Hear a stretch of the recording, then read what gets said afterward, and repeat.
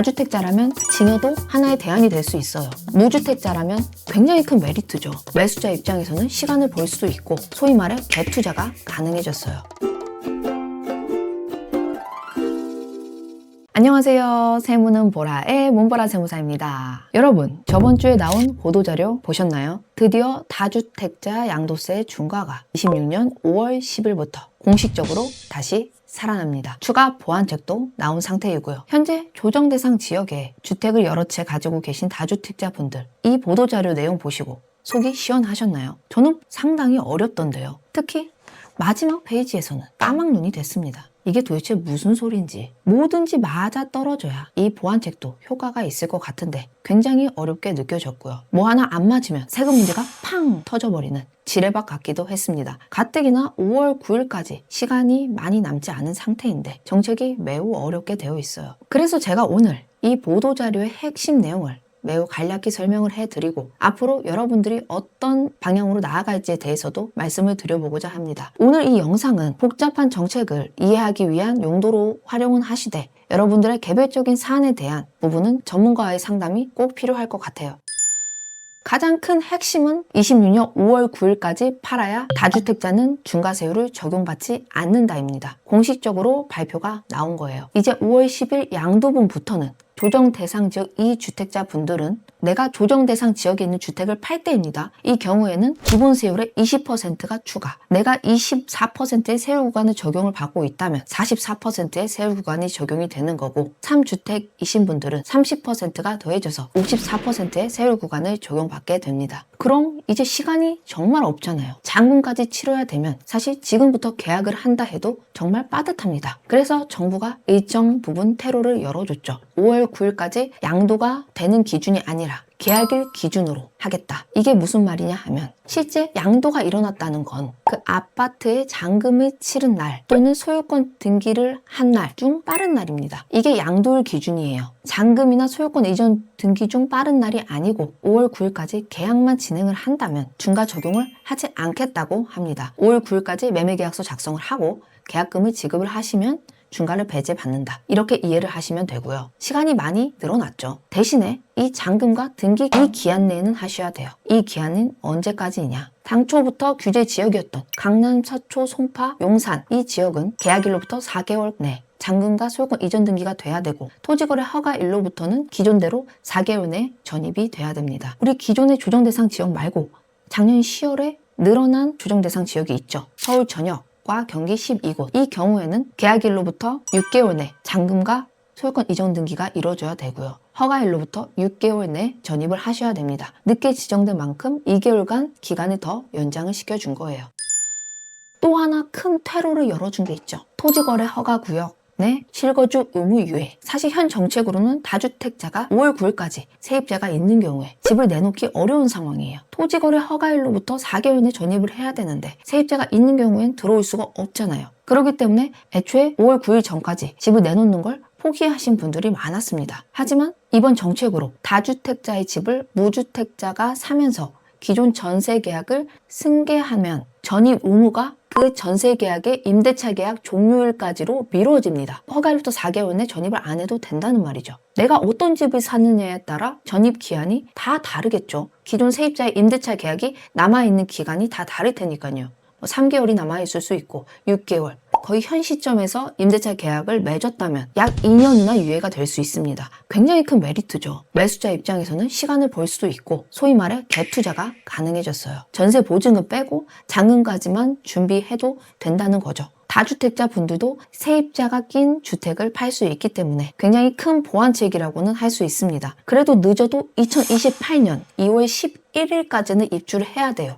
이 보도자료가 나온 시점인 26년 2월 12일까지 체결한 임대차 개혁에 한해서 적용이 되거든요. 여기서 또 맞춰야 하는 기한이 있습니다. 현재 규제 지역에 주택담보대출을 받기 위해서는 대출 실행 후에 6개월 낸 전입 의무가 있어요. 이렇게 임대차 계약 종료일까지 전입을 하면 된다고 했는데 주택담보대출을 받는 경우 대출받은 날로부터 6개월 내에 전입을 해야 되면 아기가 안 맞잖아요. 그렇기 때문에 내가 세입자 끼인 주택을 산다면 주택담보대출을 받더라도 전입을 해야 할 기한도 늘려줍니다. 대출 실행일로부터 6개월 내 전입 또는 임대차 종료일로부터 1개월 중 늦은 시점까지 전입을 하시면 됩니다. 이게 이번 보도자료의 핵심 내용 다예요. 이렇게 말씀드리면 간단해 보이지만 내 상황이 적용되면 꽤나 복잡한 케이스들이 많이 나올 수는 있습니다. 자, 그럼 지금 이 보도자료가 나온 시점으로부터 거의 일주일이 돼가는데 실제 효과성이 어느 정도로 발생을 하고 있을까요? 기사 등을 보면 서울 아파트 매물 건수가 단기간에 급격히 증가하고 있다고 합니다. 서울 전역의 아파트 매물 건수가 하루에 2%씩 증가를 하고 있고 서울 25개구 모두에서 매물이 늘어났어요. 특히나 양도 차익이 많이 발생할 것 같은 성동, 송파, 광진 일부 지역은 설 연휴 전후로 해서 매물이 20% 이상 늘어났다는 통계가 있습니다. 하지만 실제로 거래량도 늘어났냐? 매물 건수에 비해서 거래량은 많이 늘어나지 않았다고 해요. 토지거래 허가 구역 내 실제 신청 건수를 보면 성북, 노원 등은 늘었는데 강남, 서초 등은 오히려 줄어서 매물 건수에 비해 매수세가 따라붙지 못하는 형상을 보이고 있다고 합니다. 매도자, 매수자 둘 다 눈치 싸움을 하고 있는 거죠. 매도자도 이제 세입자 낀 주택을 팔 수 있기 때문에 벌써부터 그렇게 가격을 낮출 필요는 없을 것 같고 매수자 입장에서도 급매라고 하기에는 아직 서울 집값이 너무 비싼 거죠. 5월 9일 전까지 최소 4월 중순까지는 더 싸지겠지 하면서 기대를 하고 있는 겁니다. 그렇기 때문에 실제 거래량은 많이 늘지 않고 있다. 그럼 우리 이제 얼마 남지 않은 5월 9일이라는 시점까지 앞으로 어떻게 전략을 짜봐야 될까요? 설 연휴 이후부터는 거래 문의가 많이 늘 거고 시간이 줄어들수록 조금이라도 더 싸게 팔자라는 매도자가 많이 생겨날 수 있어요. 저는 다주택자 분들에게는 이런 말씀을 드리고 싶어요. 막판에 하다 보면 사고가 생기거든요. 아직 정책이 불안정하기 때문에 토지거래 허가 신청이 한꺼번에 많이 되면은 그 시간이 딜레이 될 수가 있어요. 그런 계산도 하셔야 되며 혹시나 막판에 급하게 하시다가 자금까지 지연되는 사태까지 발생하면 중과 맞고 피보는 거거든요. 정리할 생각이 있었던 집이라면 저는 지금부터 이 정도면 팔자라는 선은 정해두시고 움직이셨으면 좋겠습니다. 도저히 팔기 어려운 물건, 너무 가치가 있다고 느껴지면 증여도 하나의 대안이 될 수 있어요. 물론 증여세, 증여취득세, 수준자의 감당 능력, 자금 출처까지 고려해야 될 게 분명히 많지만 양도세 중과와 비교했을 때 세금 차이가 난다면 그건 무조건 해보셔야 되는 거거든요. 해보시기 전까지는 몰라요. 시뮬레이션 돌려보셔야 합니다. 어떤 물건은 증여세 부담이 더 적게 나오는 케이스가 분명히 있거든요. 이런 부분들은 각자 어떤 물건을 가지고 있는지, 취득가가 어떻게 형성이 되어 있는지, 우리 가족 상황이 어떤지에 따라 다 다릅니다. 그래서 언제 팔까? 팔지 말까? 증여가 유리한가? 이런 부분이 고민이 되신다면 세액 비교를 받아보시는 걸 권장드려요. 무주택자 분들한테는 이런 말씀을 드리고 싶어요.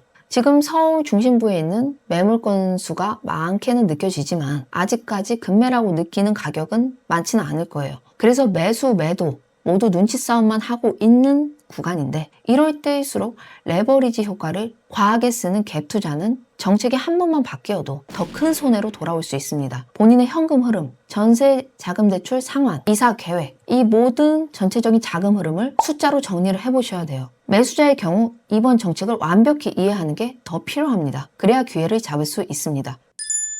이번 보도자료 한 줄로 요약하자면 5월 9일까지 마지막 테러가 열렸으니 이제는 결단해야 할 때다 라는 신호입니다. 다주택자라면 팔지, 증여할지, 보유할지에 따라 10년간의 세금이 달라질 거고요. 무주택자라면 타이밍을 보셔야 하는데요. 지금 집 사기 좋을 때다. 주변에서 말하는 그때가 타이밍이 좋을 때가 아닙니다. 여러분들의 자금 흐름 파악이 굉장히 중요하고요. 정책과 시장의 흐름을 계속 주시하면서 내 자금 흐름과 시기가 맞아 떨어질 때가 좋은 타이밍이에요. 그래야 정책이 바뀌던 유지되던 정확한 타이밍을 만나실 수 있습니다. 제가 이번 정책에 대해서 작년부터 영상을 찍었다는 것을 구독자분들은 아실 거예요. 그만큼 많이들 물어보시고 궁금하시고 불안해 하신다는 거 잘 알고 있습니다. 제가 오늘 핵심으로 정리해드린 내용 말고도 정부에서 발표한 디테일한 내용들이 일부 있습니다. 제가 간단하면서도 이해하기 쉽게 정리한 자료를 무료로 배포해 드릴 테니 아래 링크 참고해 주시면 감사하겠습니다. 이상으로 세무는 보라의